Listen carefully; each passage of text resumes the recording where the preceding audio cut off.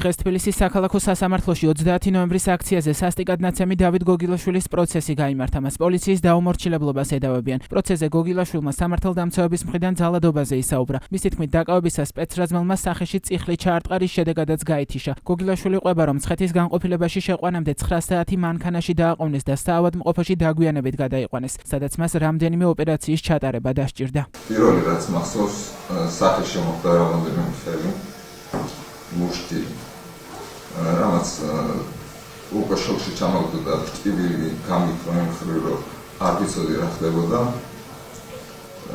შემდეგ პოლიციელები აგზელებდნენ ამას მთელი წელი და ჩემი წამობრუნება მიმდინარეობდა დაშინება, გაფრთხილება, რომ აღარ ჩამოვიდოდი და დაიწყეს ჩემი გაჩხრება.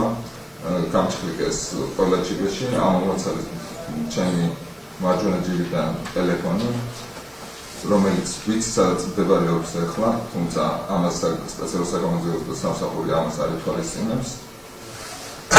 მომყარის სრულიად უსამართლოდ გამქურდეს და შემდეგ გრძელდება უკვე სასტიკად, კიდევ უფრო სასტიკად, იმიტომ რომ კამერებისგან მიმართულად შემხედრე სპეცრაზმელმა ამომრტყა წიხლი სახეში, სახის არეში, სადაც ვიგრძენი, რომ მე ცხვირი გამიწყდა, ჩემს სისხლთან ერთად მოდიოდა შედედებული სისხლი ცხვირიდან და უკვე მიხვდი, რომ მე შეიძლება და ამას ვერ გადავურჩა, იმიტომ რომ ჩემი სიცოცხლე საფრთხის ქვეშ იყო. ამას თვითონაც აღნიშნავდნენ, აქტივე თუ ჩამოხვალო მეორე ხელ არ გადაურჩებია, რასაც მე ძალიან რეალურად აღვივდა, იმიტომ რომ აღარ ვიცოდი სად ვიყავი, დროსა და სივრცეში ორიენტაცია დავკარგე. შესვენებას დავიფიქრე და შეიძლება.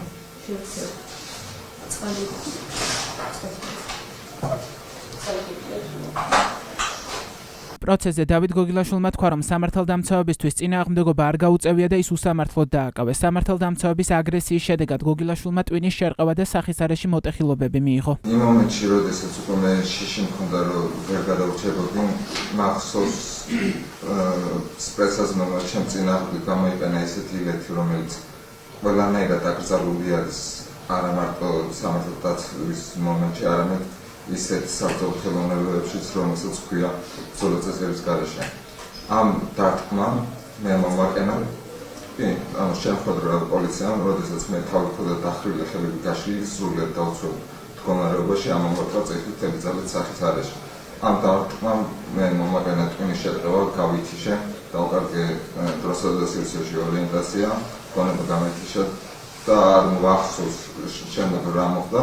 სანამ მეორე დარტყმამ, შემდეგმა დარტყმამ არ გამომოფხიზლა. რაც შეეხება ამ კატეგორიის რომელიც ხალხში მოხარჯეთ, მოგვიწით ამ პოლიტიკის